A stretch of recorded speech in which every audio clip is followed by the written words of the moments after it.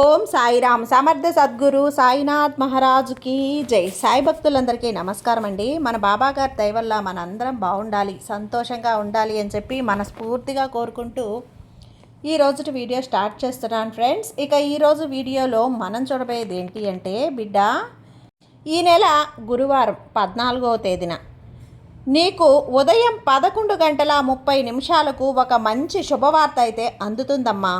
ఆ శుభవార్త ఏంటి? ఆ శుభవార్త ద్వారా బాబాగారు మనతో ఏం చెప్పబోతున్నారు తెలుసుకునే ముందుగా మన ఛానల్ని ఫస్ట్ టైం కనుక చూస్తూ ఉన్నట్లయితే ప్లీజ్ సబ్స్క్రైబ్ చేసుకోండి ఫ్రెండ్స్. వీడియో నచ్చితే కనుక లైక్ చేసి సపోర్ట్ చేయండి. ఇక వీడియోలోకి వెళ్ళబోయే ముందుగా ఒక్కసారి, ఎక్కడెక్కడో మీరు జ్యోతిష్యం చెప్పించుకొని తృప్తి చెందకుండా, మనశ్శాంతి అనేది లేకుండా, మీ సమస్య అనేది ప్రాబ్లంకి ఆ సొల్యూషన్ అనేది దొరక్క మీరు అసంతృప్తిగా బాధపడుతూ ఉన్నట్లయితే ఒక్కసారి మనకు బాగా తెలిసినటువంటి గురువుగారు శ్రీ షిరిడి సాయిబాబా ఆశీస్సులతో జ్యోతిష్యం చెప్తున్నారు గురూజీ సుబ్రహ్మణ్యం రాజు గారు.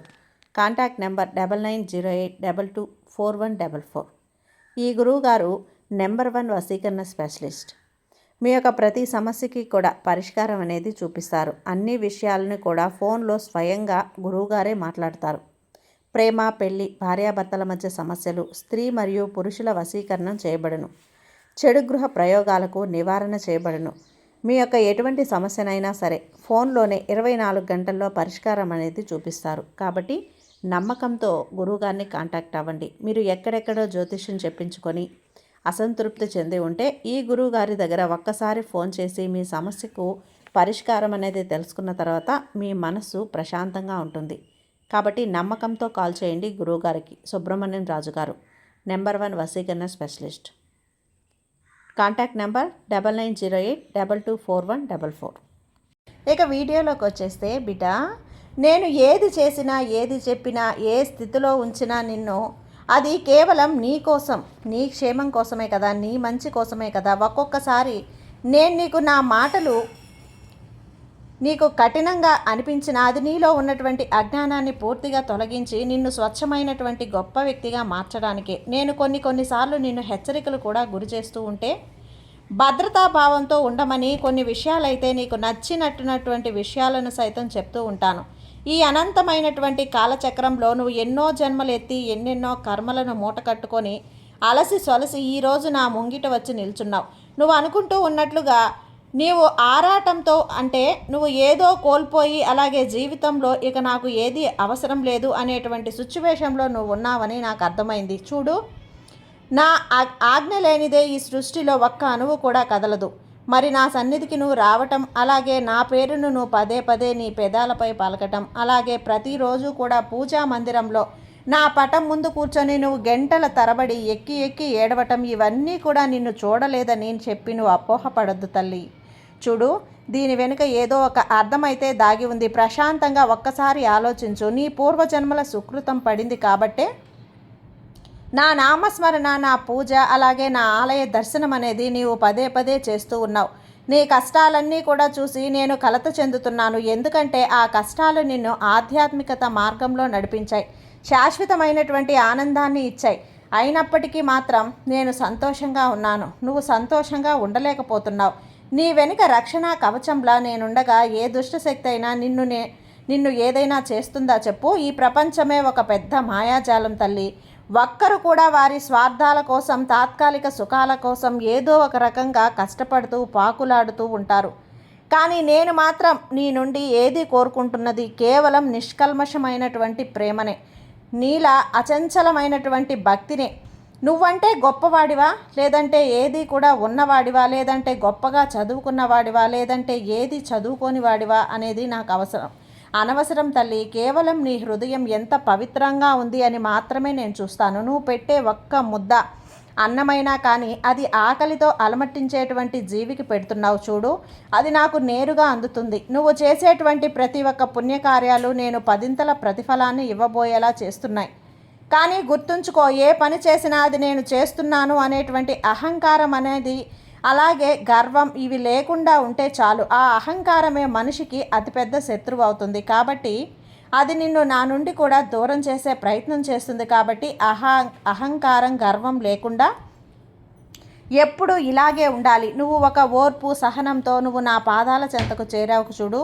నిన్ను చూస్తుంటే నాకు చాలా సంతోషంగా ఉంది. నీకు ఉండేటువంటి బలమైనటువంటి ఎన్నో రకాల కోరికలు లేదంటే సమస్యలు ఇవన్నీ కూడా లేకుండా నా మాటలను పూర్తిగా విను. కాలం కలిసి రాబోతుంది. నా అనుగ్రహం నీకు సిద్ధించబోతుంది బిడ్డ. నిశ్శబ్దంగా చాలా రోజుల నుండి చెప్పాలంటే కొన్ని సంవత్సరాల నుండి వేచి ఉన్నావు చూడు.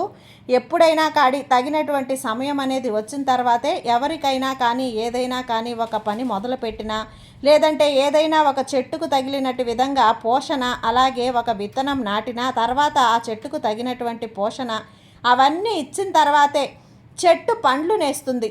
అలాగే నువ్వు చేసినటువంటి ప్రార్థనలకు, పూజలకు, నీ కష్టాలకు ఫలితం దక్కడానికి కూడా సమయం అనేది నేను ముందే రాసి ఉంచాను. కాబట్టి సమయం వచ్చేంత వరకు కూడా నువ్వు కూడా సహనంతో ఉండాలి. భగవంతుణ్ణి అర్థం చేసుకోవాలి. నువ్వు ప్రశాంతంగా ఉంటేనే నువ్వు ఊహించినటువంటి దానికంటే కూడా 1000 రెట్ల గొప్ప ఫలితాన్ని అందుకోవటానికి సిద్ధంగా ఉన్నట్లు. కాబట్టి ప్రకాశవంతమైనటువంటి నిర్మలంతో ఉండు. కాదనను. ఎప్పుడూ కూడా నువ్వు పోల్చుకొని ఎవరితోనూ కూడా నీకు నువ్వు ఎన్నోసార్లు పదే పదే చెప్పాను నీకు నా పైన నమ్మకాన్ని ఎప్పుడూ కూడా కోల్పోవద్దు అని. ఎందుకంటే నేను మనుషుల్లాగా మోసం చేసే రకాన్ని కాదు. నీ గమ్యాన్ని, నీ కోరికలను, నీ సమస్యలను, నీ ఉన్నతిని నేను ఎప్పటికీ కూడా నీ నుండి తొలగించను. నువ్వు ప్రస్తుతం ఎదుర్కొన్నటువంటి ఎన్నో రకాల సమస్యలను, శారీరక ఆరోగ్యాలు, మానసిక వేదనలు, ఆర్థిక ఇబ్బందులు, చెప్పుకోలేనటువంటి ఎన్నో బాధలు ఇవన్నీ కూడా నీ పూర్వకర్మ ఫలితం వల్ల ఏర్పడినవే. అయితే కేవలం నా యొక్క నామస్మరణ అనేది, నా యొక్క ఆలయ దర్శనం అనేది నువ్వు ఎప్పుడైతే చేసుకుంటావో వాటి నుండి, కర్మ ఫలితాలు నుండి నువ్వు ఒక్కొక్కటిగా పడగలిగేటువంటి శక్తి నీకు లభించింది. నువ్వు సంపూర్ణమైనటువంటి విశ్వాసంతో నాపై భారం వేశావు కదా. ఆ భారం వేసిన రోజు నుండి ఇప్పటి వరకు కూడా నిన్ను ఎప్పుడూ నీ నమ్మకాన్ని నేను వమ్ము చేయలేదమ్మా. ఇక నువ్వు పడేటువంటి శారీరక బాధలను నేను చూస్తూ ఊరుకుంటానా అనుకుంటున్నావు కదా. కానీ నీ శారీరక బాధలను ఒక్కొక్కటిగా కూడా తగ్గించేస్తాను చూడు. ఏదైనా ఒక బాధ వచ్చిన వెంటనే దాన్ని నీ నుండి తొలగించిపోవాలని చెప్పి ఎప్పుడు కూడా అనుకోవద్దు. కొంచెం ధైర్యంతో, ఓపికతో నువ్వు ఉన్నావు అంటే కనుక నీకు ఎక్కడా లేనటువంటి ఆనందాన్ని ఇస్తాను. ఇక అది కూడా శాశ్వతంగా ఉండేలా ఇస్తాను. కన్నీళ్లను, నీ భారాన్ని నా పాదాల దగ్గర ఉంచావు కదా. మరి ఇంకా నీలో ఉన్నటువంటి అశాంతి, మనశ్శాంతి ఎందుకిలా రగిలిపోతూ ఉన్నాయి? నువ్వు గదిలో ఒంటరిగా ఉండి ఎవరికీ చెప్పుకోలేక ఎందుకిలా బాధపడుతున్నావు? నీ గుండె చప్పుడు ఎవరికీ వినిపించకపోయినా నాకు మాత్రం వినిపిస్తూనే ఉంటుంది. నువ్వు నన్ను పిలిచే విధానంలో నిజాయితీ, ఆర్తి ఉంటుంది. కాబట్టే నేను 7 సంవత్సరాల అవతల ఉన్న నీకోసం నేను ఆదుకోవాలని పరుగున ఎప్పుడూ కూడా వస్తూనే ఉంటాను. నా ఆస్తులను ఆపదలో విడిచిపెట్టి తమాషాగా అలాగా చూస్తూ ఉండేటువంటి అలవాటు ఏ భగవంతుడికి ఉండదు. అలాగే నాకు కూడా లేదు. కానీ నువ్వు అడిగినవన్నీ కూడా నేను వెంటనే ఇవ్వకపోవటానికి కలిగినటువంటి కారణాలు ఎన్నో ఉన్నాయి తల్లి. వాటిని నువ్వు గ్రహించాలి. ఒక తండ్రికి తన బిడ్డకు ఏది ఇస్తే బాగుంటుంది అనేది బాగా తెలుసు. కాబట్టి నేను ఈ సుదీర్ఘమైనటువంటి ప్రయాణంలో నీకు ఎన్నో రకాలుగా తారసపడ్డాను. ఎన్నో రకాల సమస్యల నుంచి నిన్ను దూరం చేశాను. అంతేకాదు మనది జన్మజన్మల అనుబంధం. ఎన్నో వందల వేళ్ల జన్మలుగా నేను నిన్ను గమనిస్తూ కాపాడుకుంటూ వస్తున్నాను. నువ్వు నన్ను మర్చిపోయినా నేను ఎప్పుడు కూడా నిన్ను మర్చిపోను తల్లి. ఇప్పుడు కూడా నీ పట్ల నీ వెంటే నేను ఉన్నాను. నిన్ను సన్మార్గంలో నడిపించాలనేదే నా యొక్క ధ్యేయం. ఎప్పుడైతే నీవు ఈ పరమ సత్యాన్ని తెలుసుకుంటావో అప్పుడు నీకు ఎవరితోనూ కూడా గొడవలు ఉండవు, ఎవరిపైన ద్వేషం ఉండదు, అహంకారం ఉండదు. అలాగే చింతలు, సమస్యలు, వాటి వలన ఏర్పడినటువంటి కోరికలు ఇవేవి కూడా నీలో ఉండవు. ఎందుకంటే అందరిలో కూడా ఉన్నది నేనే, అన్నింటిలో దాగి ఉన్నది నేనే. ఇక ఇతరులకు సాయం చేస్తున్నావు కదా, ఇది నీ యొక్క ఆత్మను శుద్ధి చేసినటువంటి గొప్ప ప్రక్రియ. ఇప్పటికే నువ్వు చేసేటువంటి దాన ధర్మాలు, సహాయాలు నీ పాపాలను కడిగివేశాయి తల్లి. పవిత్రమైనటువంటి గొప్ప ప్రక్రియను నువ్వు ఎంచుకున్నావు. ఇక లోకానికి నువ్వు ఎప్పుడూ కూడా నేను అది చేశాను, ఇది చేశానని ఎప్పుడూ చెప్పుకోవద్దు. తగినటువంటి గుర్తింపు కోసం నువ్వు ఎదురు చూడలేదు. మనస్ఫూర్తిగా భగవంతుడికి ఇస్తున్నాను అనేటువంటి భావనతో చేశావు. నువ్వు చేసేటువంటి ఆ దానం కుడి చేతికి తెలిస్తే ఎడమ చేతికి తెలియకూడదు అంటారు కదా, అలా చేసావు. కాబట్టి లోకంలో కీర్తి, ప్రతిష్టలన్నీ కూడా నీకు దక్కేలా చేస్తాను. నువ్వు ఎంత వినయంతో, ఎంతటి కరుణామయుడివో అనేది నేను చూశాను. గర్వం అనేది పతనానికి దారి తీస్తుంది. ఆ గర్వం అనేది నీలో ఎప్పటికీ కూడా రాకుండా చూసుకుంటే అదే చాలు. నాకు వినయం. నీవు ఉన్నతమైనటువంటి ఆధ్యాత్మిక స్థానాలకు చేరేలా నీకు గొప్పగా నేను నిన్ను కారణం లేకుండా విస్మరిస్తున్నానని చెప్పి బాధపడద్దు. నిందిస్తున్నారు అని చెప్పి కృంగిపోవద్దు. వాళ్ళు నీ కర్మలను నీ పాపాలను వారిపై వేసుకొని నిన్ను కడిగి వేస్తున్నారని చెప్పి భావించు. నిందలను అవమానాలను ప్రశాంతంగా కూడా వాటిని స్వీకరించు. అప్పుడే నీకు ఎన్నో రకాల గుణపాఠాలు నేర్చుకునే అనుభూతి ఏర్పడుతుంది. అప్పుడే నీవు ఆధ్యాత్మికంగా మానసికంగా ఇంకాస్త ఎక్కువగా ఎదుగుతావు. ఎదుటివారి తప్పులను లోపాలను వెతకడం మానేసి నీలో ఉన్నటువంటి లోపాలను నువ్వు సరిదిద్దుకునే ప్రయత్నం చేస్తున్నావు చూడు. అది నిజంగా చాలా గొప్ప వ్యక్తిత్వం తల్లి. ఉన్నవారే చేస్తారమ్మా అలా. నువ్వు అలా చేస్తున్నావు. ఇక ఎవరైనా నిన్ను తీవ్రంగా బాధ పెడుతున్నారని చెప్పి నువ్వు కుమిలిపోవద్దు. మనస్ఫూర్తిగా వాళ్ళను క్షమించు. క్షమ అనేది బలహీనత అయితే కాదు తల్లి. అది వీరుల యోగుల యొక్క లక్షణం. ప్రతీకారం అనేవి నీ మనసును ఇంకా ఎక్కువగా దహించి వేస్తున్నటువంటి అగ్ని కణాలు. నీ మనసును స్వచ్ఛమైనటువంటి ప్రశాంతమైనటువంటి సరస్సుల్లాగా ఉంచుకో. అక్కడ నేను ఆనందంగా నివసిస్తూ ఉంటాను. నీ మనసులో కుళ్ళు కుతంత్రాలు ఏవి కూడా లేవమ్మా. ఇప్పుడు కుటుంబం కోసం లేదంటే నీ కోసం నీ చుట్టూ ఉన్న వారి కోసం ఏదో ఒక మంచి చెయ్యాలని చెప్పి నువ్వు ఆలోచిస్తూ ఉన్నటువంటి గొప్ప వ్యక్తిత్వం నీదే. అందరూ కూడా నీ పనిని నిన్ను గుర్తించడం లేదు. అలాగే నీలో జరిగేటువంటి ఆత్మవిశ్వాసాన్ని కూడా ఎవ్వరూ గుర్తించడం లేదు. కానీ ఎవరు గుర్తించినా గుర్తించకపోయినా భగవంతుడు ఎప్పుడూ కూడా అన్నీ చూస్తూ ఉంటాడు అని చెప్పి అంటారు కదా. కాబట్టి నేను నిన్ను ఎప్పుడూ కూడా చూస్తూ ఉంటాను. ఇక నీవు నా లీలలను తప్పకుండా అర్థం చేసుకోగలుగుతావు. నీ బుద్ధి కూడా సన్మార్గంలో నడిచేలా చేస్తాను. ఎన్ని పనులున్నా రోజుల్లో కనీసం 10 నిమిషాలైనా నా కోసం నామస్మరణ తప్పకుండా చేసుకో. 10 నిమిషాలు తప్పకుండా నీకు అత్యంత సురక్షితంగా విజయవంతంగా చేసేలా చేస్తాయి. ఇది నా మాట. ఇక ఎన్నో రకాలుగా పరమాత్ముడి దృష్టిలో అందరూ కూడా సమానులే అని చెప్పి అంటారు కదా. అందరి గమ్యం ఒక్కటే. అందరి మార్గాలు వేరైనా కానీ చేరేది మాత్రం ఏదో ఒక రూపంలో భగవంతుడి దగ్గరకు చేరుకుంటారు. అలాగే నువ్వు కూడా ఎదుటివారిలో భగవంతుడిని చూస్తున్నావు. నువ్వు చేసేటువంటి ఏ పనైనా కానీ అది చాలా చాలా నీతిగా ఉండాలని చెప్పి కష్టపడి చెమటలో వదిలిస్తున్నావు. నువ్వు సంపాదించినటువంటి ప్రతి ఒక్క రూపాయి కూడా నీకు కాకుండా నీ కుటుంబానికి ఎంతో తృప్తిని అలాగే ఆనందాన్ని ఇస్తుంది. కానీ ఆ చిన్న చిన్న ఆనందాలు నువ్వు ఎన్నో రకాలుగా కోల్పోయావు తల్లి. అవన్నీ కూడా నీకు పంచిపెట్టలేనివి కానివి. వాటిని నేను లెక్క చేయలేదు.